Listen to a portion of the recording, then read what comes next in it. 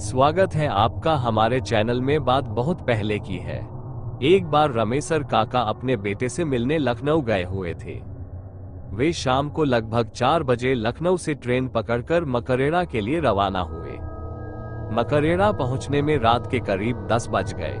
मकरेड़ा पहुंचने के बाद उन्होंने सोचा कि शायद इस समय टिकरहिया जाने के लिए कोई गाड़ी मिल जाए। टिकरहिया और मकरेड़ा के बीच मात्र 6-7 किलोमीटर की दूरी थी और इस रूट पर 1-2 पैसेंजर गाड़ियां दौड़ा करती थी। पर मकरेड़ा से टिकरहिया होकर आगे जाने वाली रात वाली पैसेंजर निकल चुकी थी। अब रमेसर काका क्या करे? पहले तो उन्होंने वह रात स्टेशन पर ही गुजारने की सोची, पर फिर पता नहीं उन्हें क्या सूझा कि अपना झोला झंटा उठाए और रेल की पटरी पकड़कर मकरेड़ा से टिकरहिया की ओर चल दिए। टिकरहिया में स्टेशन से थोड़ी ही दूर पर उन्होंने एक झोपड़ी डाल रखी थी और उसी में चाय पकौड़ी आदि बेचा करते थे। रमेसर काका निडर होकर तेजी से पटरी के किनारे किनारे आगे बढ़े चले जा रहे थे।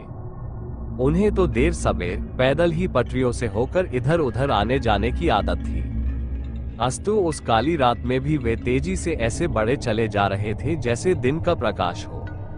अभी रमेसर काका लगभग 1 किलोमीटर तक बढ़े होंगे, तभी उन्हें पटरी के बीच एक बकरी मेनमियाती हुई नजर आई।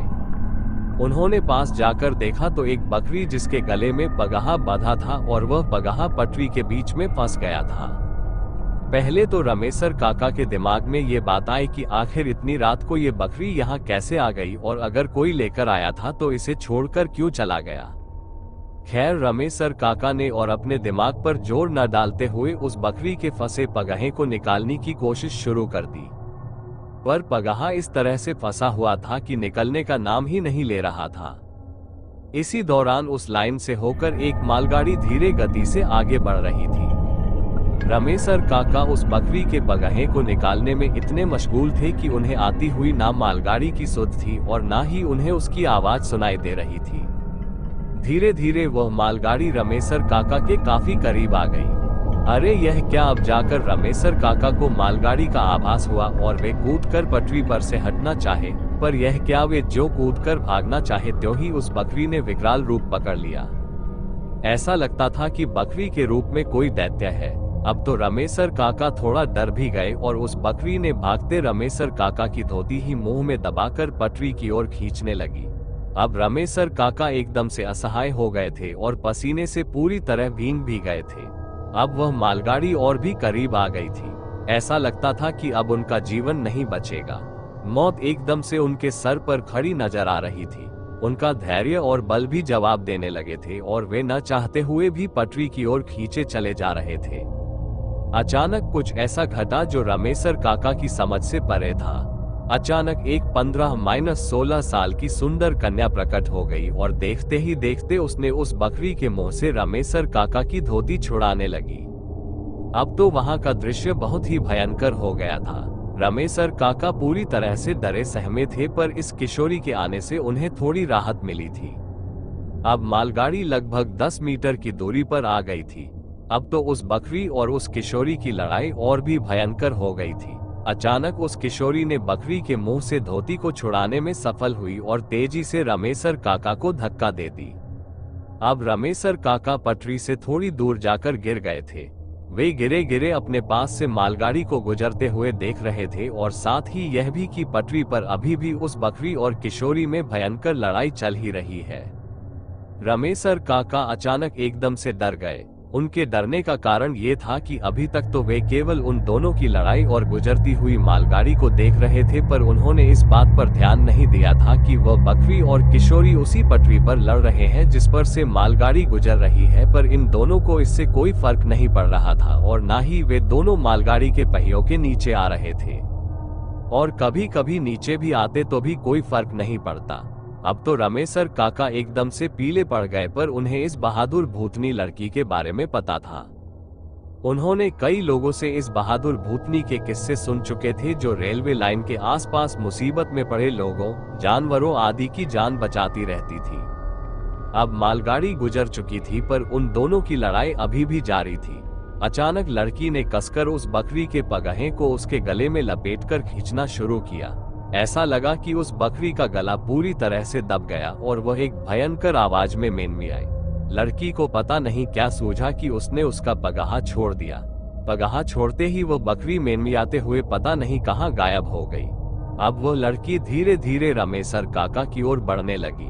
रमेसर काका थूक सटक लिए। उन्हें डर भी लग रहा था, पर उन्हें ये भी पता था कि यह भूतनी उनका बुरा नहीं करेगी। भूतनी धीरे धीरे रमेसर काका के पास पहुंची। रमेसर काका अब उठकर बैठ गए थे। लड़की ने हाथ देकर रमेसर काका को उठाया और दूर पड़े उनके झोले को लाकर दे दी। अब रमेसर काका थोड़ा सहज हो गए थे। लड़की ने उन्हें अपने साथ साथ चलने के लिए कहा। अब रमेसर काका उस लड़की के साथ तेज कदमों से पटरियों पर बढ़े चले जा रहे थे। कुछ दूर चलने के बाद अचानक रमेसर काका उस लड़की का हाथ छोड़ते हुए थोड़ा हकलाकर बोले, बेटी, तू कौन है और इतनी रात को इस सुनसान जगह पर क्यों घूम रही थी? लड़की पहले तो थोड़ा सिसकी, पर फिर संभल कर बोली, काका, 5-7 साल पहले मैं अपने माता पिता के साथ इसी पटरी के किनारे एक मड़ई में रहती थी।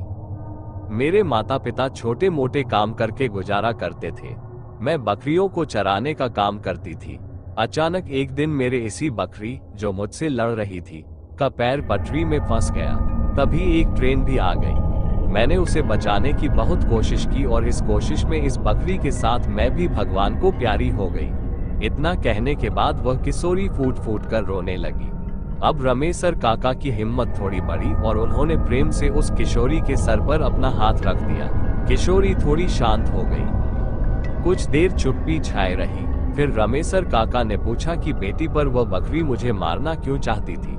इस पर उस किशोरी ने कहा कि दरअसल उस बकरी को लगता है कि उसकी जान ड्राइवर ने ले ली थी और उसके बाद से वह हमेशा इंसान को मारने की कोशिश करती है, जबकि मैं उसे बार बार समझाने की कोशिश करती हूँ कि उसकी और मेरी मौत उस ड्राइवर के वजह से नहीं, अपितु उसकी, बकरी की, गलती से हुई थी, पर वह किसी भी कीमत पर यह मानने को तैयार नहीं है। बातों ही बातों में रमेसर काका उस किशोरी के साथ तिकरहिया स्टेशन के पास पहुंच गए। लड़की ने कहा कि काका, अब आप चले जाइए, मैं इसके आगे नहीं आ सकती। पर रमेसर काका ने उससे कहा कि बेटी, तून बहुत ही अच्छी है और मैं चाहता हूँ कि तून भी मेरे घर चले, मेरी बेटी जैसी रहे। काका की इन बातों को सुनकर वह किशोरी थोड़ी भावुक हुई, पर ऐसा नहीं हो सकता कहकर जाने लगी। रमेसर काका की माने तब वह किशोरी बराबर रमेसर काका को दिख जाती थी और कभी कभी उन दोनों में बातें भी होती थी। एक दिन रमेसर काका ने उसकी आत्मा की शांति के एक छोटा सा अनुष्ठान कराया और उसके बाद कहते हैं कि वह किशोरी कभी नहीं दिखी। अगर आप चाहते हैं कि हम आपके लिए ऐसे ही सच्ची घटनाओं को लेके आए तो इस चैनल को सपोर्ट करें। धन्यवाद।